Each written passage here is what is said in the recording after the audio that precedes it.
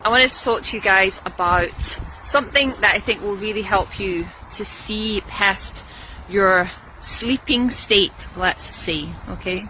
So the sleeping state, as I'm talking about it, is when we are unconscious, we are unaware of who we're being, we are not to the watcher yet, and we are unaware of the patterns that we have, patterns of speech, ways of being, that don't help us, that don't serve us, okay?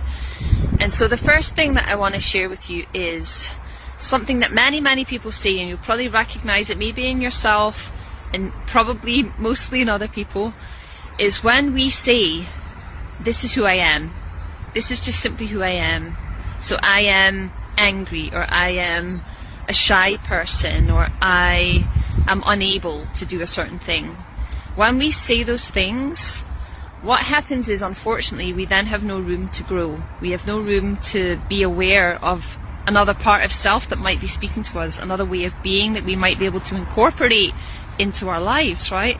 We're literally putting a stop on all of the other ways of being that we could evolve into, right? And ways of being that aren't helpful that we can transmute.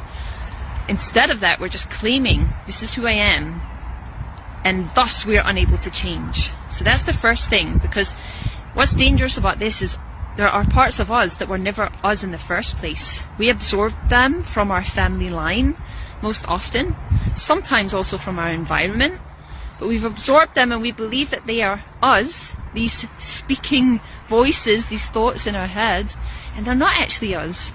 And often they're also ways of being that we've taken on in order to protect ourselves, in order to stay in a belonging, belonging to our family, for example, belonging to our community. Maybe we were a little bit different and we didn't want to be different. Maybe we stuck out, so we had to adapt.